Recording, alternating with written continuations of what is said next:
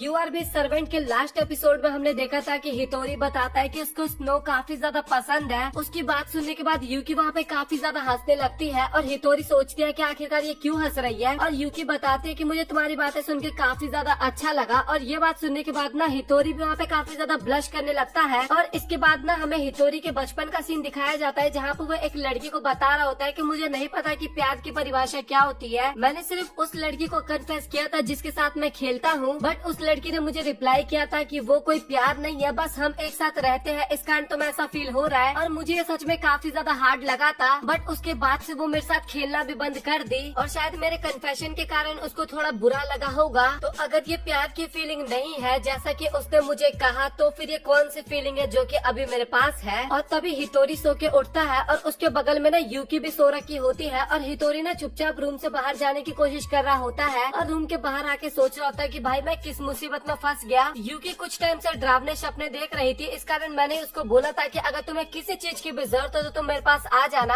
और इस कारण मुझे अभी बिल्कुल भी नींद नहीं आता, मैं काफी दिनों से नहीं सो पाया हूँ, इससे कहीं मेरी हेल्थ खराब ना हो जाए। और इससे भी बड़ी प्रॉब्लम तो ये है कि अब स्कूल का विंटर हॉलीडे भी स्टार्ट होने वाला है और अब मुझे उसके साथ और भी ज्यादा टाइम स्पेंड करना पड़ेगा। और तभी अचानक से ना यूकी भी वहाँ पे आ जाती है और वो पूछती है कि तुम्हें कुछ हुआ है क्या। और हितोरी बहाना मारते हुए बोल देता है कि नहीं ऐसा कुछ भी नहीं, आज हम साफ सफाई करने वाले घर की, तो मैं सोचा कि मैं पहले ही प्लानिंग कर लेता हूँ। और इसके बाद वो वहाँ से चला जाता है और यूकी ना उसकी तरफ देखते ही रह जाती है। और इसके बाद हितोरी ना अपना फेस वॉश कर रहा होता है और वो सोच रहा होता है कि ऐसे तो बिल्कुल भी नहीं चलने वाला और मुझे उसको अपनी फीलिंग्स के बारे में बताना ही होगा, बट इससे कोई प्रॉब्लम ना हो जाए। और इसके बाद हमें यूकी दिखाई जाती है जो कि घर को ना काफी अच्छे से साफ कर रही होती है, क्योंकि अब ये पहले से काफी बढ़िया हो गई थी। और वो सोच रही थी कि पहले मैं काफी ज्यादा गड़बड़ किया करती थी, बट अब मैं काफी ज्यादा बढ़िया काम करने लगी हूँ। और तभी मोचितारो की नजर ना टॉवल और पानी के ऊपर जाती है और तभी हितोरी ना ऊपर से नीचे को सामान लेके आ रहा होता है। और तभी वो नीचे देखता है कि यूकी ना फिर से गिरी पड़ी होती है और यूकी काफी ज्यादा रोते हुए बोलती है कि सब मेरी गलती नहीं है। और हितोरी बोलता है कि तुम बिल्कुल भी टेंशन मत लो, मुझे पता है कि सारा काम मोचितारो ने किया है। और इसके बाद हितोरी मोचितारो को उठाता भी है। यूकी वहाँ पे पूरी तरीके से गीला हो गई थी और तभी हितोरी बोलता है कि तुम बाथरूम में जाके अपने कपड़े चेंज कर लो, लेकिन यूकी जो होती है वो वहीं पे अपने कपड़े चेंज करने लगती है। और ये देखने के बाद ना हितोरी वहाँ पे काफी ज्यादा शर्माने लगता है और वहाँ से भागने की कोशिश करता है। और इसके बाद हितोरी अपने कमरे में जाके सोचने लगता है कि वो आम लड़की की तरह बिहेव करने की कोशिश कर रही है और वो सच में काफी ज्यादा भोली भी है। और इसको फिर से वही पास्ट वाली लड़की की याद आने लगती है जो कि उसको बोल रही थी कि तुम अकेले हो, इस कारण तुम्हें सभी पसंद आने लगते हैं। और हितोरी सोच रहा होता है कि मैं इन सभी चीजों को नष्ट नहीं करना चाहता और मुझे इन सभी चीजों के बारे में फिर से दोबारा नहीं सोचना है और क्या पता ये भी मुझे छोड़ के चली जाए। और तभी यूकी बोलती है कि हितोरी आप ठीक तो हो ना, क्योंकि आप सुबह के टाइम पे भी काफी ज्यादा उदास थे। और तभी हितोरी बोलता है कि हाँ मैं एकदम ठीक हूँ। और इसके बाद वो दरवाजा खोलते हुए बोलता है कि मैं अभी तुम्हारे लिए गर्म पानी कर देता हूँ। लेकिन जैसे वो यूकी को देखता है ना, उसकी स्माइल को देखता है, तो फिर से काफी ज्यादा हैरान हो जाता है, बोलता है इतनी प्यारी स्माइल है इसकी। और इसके बाद यूकी ना हितोरी को फिर से उसके पैरों के ऊपर सोने के लिए बोलती है। और ये बात सुनने के बाद ना हितोरी काफी ज्यादा घबरा जाता है और बोलता है कि मैं ऐसा बिल्कुल भी नहीं करने वाला। और वो ना उस टाइम पे यूकी की आंखों की ना काफी ज्यादा तारीफ भी कर रहा था और बोलता है कि मैं अगर तुम्हारे पैर पे लेटता हूँ ना तो मुझे काफी ज्यादा एम्बेरसिंग फील होता है और अभी तो मैं हाई स्कूल का स्टूडेंट भी बन चुका हूँ और ये सब चीजें करना शोभा नहीं देता मुझे। और यूकी उदास होते हुए बोलते हैं कि हाँ मुझे इसके बारे में पता ही था और मुझे पता है कि आप मुझसे भी परेशान हो गए हो और मैं इस काम में भी एकदम फेल हो गई और सच बताऊँ तो मैं किसी भी काम को अच्छे से नहीं कर पाती हूँ। और इसके बाद ना वो वहाँ पे काफी ज्यादा रोने लगती है और जब उसकी आंखों में आंसू आ रहे थे ना तो भाई उसको ये नहीं पता होता है कि इसको आंसू बोलते हैं या फिर क्या बोलते हैं, क्योंकि वो पहले असैसिन थी ना, इसके बारे में आपको पता है। और हितोरी भी काफी ज्यादा घबरा जाता है वहाँ पे और उसको बोलता है कि तुम्हें रोने की बिल्कुल भी जरूरत नहीं है और उसको भी पता होता है कि भाई ये सारी उसी की गलती है, उसके कारण ये सब कुछ हो रहा है। और तभी हितोरी बोलता है कि तुम्हें ना नहा लेना चाहिए और यूकी बोलते है कि तुमने सही बोला और उदास होकर ना वो वहाँ से नहाने के लिए चली जाती है। और उसके जाने के बाद हितोरी सोचने लगता है कि भाई ये आखिरकार मैं कर क्या रहा हूँ और मुझे तो कुछ समझ ही में नहीं आ रहा कि आखिरकार मैं कर क्या रहा हूँ। काफी ज्यादा परेशान हो रहा होता है एक तरह से। और वहीं दरवाजा की दूसरी तरफ ना यूकी भी काफी ज्यादा उदास होती है। और इसके अगले दिन ना यूकी बार बार रोई ही जा रही थी, जैसे कि सब्जियां उसने कुछ कम लिया है उसमें रोने लग गई, मोचितारो थोड़ा मोटा हो गया था उसमें रोने लग जा रही थी, दो बिल्लियां आपस में लड़ने लग जा रही थी उसके बाद वो रोने लग रही थी, पत्ता पेड़ से टूट रहा था भाई उसके बाद भी वो रोने लग रही थी। और हितोरी सोच रहा था कि भाई आखिरकार इसको हुआ क्या है। और इसके बाद रात के टाइम पे यूकी हितोरी के साथ सो रही थी और वहाँ पे भी हितोरी को बिल्कुल भी नींद नहीं आता क्योंकि यूकी उसके बगल में सो रखी थी। और ये चीज यूकी ना नोटिस भी कर लेती है। और अगले दिन न्यू ईयर ईव का दिन था और हितोरी काफी ज्यादा थक चुका था क्योंकि उसको नींद बिल्कुल बिल्कुल भी नहीं आ पाया था रात के टाइम पे, और साथ ही आज उसको क्लीनिंग में भी थोड़ी हेल्प करवानी थी। और इसके बाद हमें यूकी दिखाई जाती है जो कि कपड़ों को धो रही होती है, और तभी वो हितोरी के पास जाके बोलती है कि क्या तुम खाने का सामान खरीद के ला सकते हो। लेकिन तभी वो नोटिस करती है कि हितोरी ना वहाँ पे एक नोट लिख के कहीं घूमने के लिए गया है कुछ टाइम के लिए, और यूकी ना खुद ही चली जाते है शॉपिंग करने। बट वहाँ पे कात्सुदा सॉस की दुकान बंद होती है न्यू ईयर के कारण, और साथ ही वेजिटेबल शॉप भी बंद होती है। और इसके बाद वो शॉपिंग मॉल में जाती है शॉपिंग करने के लिए, बट वहाँ पे उसको कुछ भी समझ में नहीं आ रहा होता, और उसको आज कुछ स्पेशल खरीदना था क्योंकि आज न्यू ईयर ईव का दिन था। तो उसको ना मीट की दुकान दिखाई देती है, और वो वहाँ पे ना कुछ मीट खरीद के ना घर पे जा रही होती है। और इसके बाद यूकी जैसे ही घर पे आती है ना, तभी हितोरी भी होता है घर पे जो कि डिनर बना रहा होता है, और वो बोलता है कि आज तुम रेस्ट करो क्योंकि आज मैं तुम्हारा फेवरेट खाना बनाने वाला, रोस्टेड मीट बनाने वाला था वो। और ये सुनने के बाद ना यूकी वहाँ पे काफी ज्यादा फिर से रोने लगती है, और तभी हितोरी को पता लगता है कि यूकी ने भी ना रोस्टेड मीट बनाने के लिए ही ना मीट खरीद के लाया था। और इसके बाद वो भी थोड़ा सोचता है कि भाई मैंने क्या गड़बड़ कर दिया आज, और वो बहाना मारने लगता है कि मैंने इसको सस्ता खरीदा है, तुमने अच्छा खरीदा है, और साथ ही मैंने तो टुकड़े टुकड़े वाले पीस खरीदे थे और तुमने एकदम साबुत खरीदा था। कुछ बहाना मारने लगता है, और इसके बाद फाइनली डिनर बन के रेडी हो जाता है, और वो दोनों वहाँ पे डिनर करने के लिए बैठते हैं। और हितोरी बोलता है कि तुम भी डिनर करना स्टार्ट करो, और यूकी जब उसको टेस्ट करती है ना तो वो उसको काफी ज्यादा अच्छा लगता है, बट वो उस टाइम पे भी रो ही रही थी। और हितोरी भी बोलता है कि भाई मैं कर क्या रहा हूँ, आखिरकार इसको मैं रुला क्यों रहा हूँ आज पूरे दिन। और इसके बाद हमें रात का सीन दिखाया जाता है जहाँ पे हितोरी ना सोफे पे बैठने के लिए आता है क्योंकि उसको रात में कमरे में नींद तो आने वाली थी नहीं, और वो उस टाइम पे सोच रहा था कि कल डैड भी यहाँ पे आने वाले हैं, और वो सोचते सोचते ना वहीं पे सो जाता है। और तभी यूकी उसके पास आती है, और वो ना उसके ऊपर ब्लैंकेट उड़ा के वहाँ से चली जाती है। और इसके अगले दिन का सीन दिखाया जाता है जहाँ पे रिको ना उनके घर पे आती है क्योंकि आज न्यू ईयर का दिन था, तो भाई किसी न किसी का तो आना बनता था। और तभी यूकी दरवाजा खोलती है और रिको बोलती है कि क्या भाई तैयार हो गया और अब हम बाहर घूमने जाने वाले हैं। लेकिन तभी यूकी बताती है कि वो तो अभी तक सो ही रखा है और काफी ज्यादा थका हुआ, मैंने उसको काफी उठाने की कोशिश की बट वो उठने का नाम ही नहीं ले रहा। और ये सुन के ना रिको थोड़ा परेशान हो जाती है और बोलती है कि आज 1 जनवरी था और साथ ही आज भाई का बर्थडे भी था, और आज के दिन हम पूरा परिवार एक साथ इकट्ठा होते हैं घूमने के बाद। खैर उसको हम रहने देते, बट क्या तुमने जन्मदिन की तैयारी की है? और ये बात सुनने के बाद ना यूकी वहाँ पे काफी ज्यादा रोने लगती है और बोलती है कि मुझे तो पता ही नहीं था कि आज मास्टर हितोरी का जन्मदिन है और मैंने तो कुछ भी तैयारी नहीं किया। वो काफी ज्यादा रोने भी लगती है वहाँ पे। और रियो बोलती है कि क्या तुम इस तरीके से रोती हो आवाज निकालते हुए, और मैंने पहली बार तुम्हें रोते हुए देखा है। और लिटरली भाई इस टाइम पे ना दोनों का फेस एक बार आप लोग देखो, काफी ज्यादा फनी सा फील होता है। और यूकी बोलती है कि मेरे लिए बढ़िया यही रहेगा कि मैं घर पे ही रहती हूँ। और तभी रियो बोलते है कि कोई बात नहीं, तुम यहीं पे रुक जाओ, मैंने अपने फ्रेंड्स के साथ श्राइन में जाने का प्लान बनाया है तो मैं वहीं पे जाऊंगी। और जैसे यूकी कमरे में आती है तो वहाँ पे हितोरी तो सो रखा था, लेकिन तभी उसके फोन में ना हिकागी का मैसेज आता है और उसने लिखा था कि आज न्यू ईयर है तो क्यों ना हम श्राइन को विजिट करें। लेकिन यूकी सोचती है कि मैं घर से नहीं जाऊंगी, मैं मास्टर हितोरी को छोड़ के नहीं जाऊंगी। लेकिन अगेन वहाँ पे हिकागी का मैसेज आता है कि हमें साथ में जाना चाहिए। और इसके बाद हमें श्राइन का सीन ही दिखाया जाता है और हिकागी ना वहाँ पे यूकी का वेट कर रही थी और वहाँ पे ना दोनों ही काफी ज्यादा अपने अपने आउटफिट में क्यूट लगते हैं। और तभी यूकी बताते हैं कि मैं सच बताऊँ तो मुझे नहीं पता कि आखिरकार श्राइन को विजिट क्यों करते हैं। और ये सुन के ना हिकागी थोड़ा हैरान हो जाती है और बोलते हैं कि क्या तुम कभी श्राइन नहीं आई हो। और यूकी बताती है कि मैं इन सब चीजों पे ज्यादा ध्यान नहीं दिया करती थी पहले। और इसके बाद हिकागी बताती है कि श्राइन या फिर मंदिर वो जगह है जहाँ पे हम साल के पहले दिन आते हैं और भगवान के आगे हम अपनी इच्छाओं को रखते हैं कि इस साल में हमारी इच्छा पूरी हो जाए। और इसके बाद वो दोनों आगे जा रहे थे, लेकिन तभी यूकी की नजर एक बॉक्स में ना व्हाइट पेपर पे जाती है और वो ना उसके बारे में पूछती है। और तभी हिकागी बताती है कि ये ना ओमिकुजी है और इसके अंदर ना तुम अपनी इच्छा मांग के ना इस बॉक्स में डाल सकती हो और क्या तुम्हें वो लिखना है। और जब वो चीज लिख रहे होते हैं ना तो उस टाइम पे ना अगेन वहाँ पे यूकी काफी ज्यादा रोने लगती है। और वो देखने के बाद ना हिकागी भी काफी ज्यादा परेशान हो जाती है और बोलती है कि आखिरकार तुम क्यों रो रही हो और क्या हमें कहीं और चल के बैठना चाहिए। और काफी ज्यादा परेशान हो रही होती है हिकागी भी और एक जगह पे बैठ के यूकी बताने लगती है कि मैं ना मास्टर हितोरी से ना अलग होने वाली हूँ। और ये बात सुन के ना हिकागी काफी ज्यादा हैरान होती है और बोलती है कि आखिरकार तुम ऐसा क्यों कर रही हो। और तभी यूकी बताती है कि मुझे ऐसा फील हो रहा है कि मास्टर हितोरी ना मुझसे दूरी बनाने की कोशिश कर रहे हैं और मुझे ऐसा लगता है कि एक दिन उन्हें मेरी जरूरत बिल्कुल भी नहीं होगी तो क्या मुझे वो छोड़ देंगे। और जब मैं इन सब चीजों के बारे में सोचती हूँ तो मुझे काफी ज्यादा रोना आता है। और तभी हिकागी बताती है कि तुमने सही बोला, कई बार ऐसे पल मेरे साथ भी होते हैं जहाँ पे मुझे भी काफी ज्यादा रोना आता है। और ये तब की बात है जब मैं काफी ज्यादा छोटी हुआ करती थी और साथ ही मेरी मदर भी छोड़ के मुझे चली गई थी। छोड़ के चली जाने का मतलब ना यहाँ पे टै बोलना है, ठीक है, समझ गए ना आप लोग। और ये बात सुन के ना यूकी वहाँ पे अगेन रोने लगती है और बोलती है कि मुझे तुम्हें ना उदास करने का बिल्कुल भी कोई इरादा नहीं था और मेरी मदर ने बोला था कि जब तुम्हें रोना आए ना तो तुम्हें अपने आंसुओं को रोकना नहीं चाहिए, उसे बहने देना चाहिए। और शायद इसीलिए तुम इतना रो रही हो क्योंकि तुम्हारे अंदर काफी ज्यादा दुख था और वो सारा दुख तुम अब बाहर निकाल रही हो, और इसीलिए ना रोना ज्यादा बुरी बात नहीं है, तुम्हें रो लेना चाहिए। और साथ ही एक दिन ऐसा आएगा जब तुम्हारा दुख खत्म हो जाएगा और तुम्हारे फेस पे तुम्हारी स्माइल वापस लौट आएगी। और ये सारी बातें सुन के ना यूकी को भी वहाँ पे काफी ज्यादा अच्छा लगता है। और इसके बाद दोनों ही श्राइन में जाके अपने अपने प्रेयर करते हैं, अपने अपने इच्छा भगवान के सामने जताते हैं। और यूकी वहाँ पे इच्छा मांगती है कि हितोरी, रिको और साथ ही हिकागी तीनों ही मेरी काफी ज्यादा फिक्र करते हैं, और मैं आशा करती हूँ कि मैं अभी और साथ ही फ्यूचर में उन सभी के साथ हमेशा के लिए रहूं। और इसके बाद ना हमें हितोरी का सीन दिखाया जाता है, जो कि अभी तक सो रहा होता है, बट उसके फोन पे ना उसके डैड का कॉल आ रहा होता है और वो तो सो रखा था, इस कारण पिक नहीं करता। और इसके बाद ना हमें हितोरी के डैड का भी सीन दिखाया जाता है।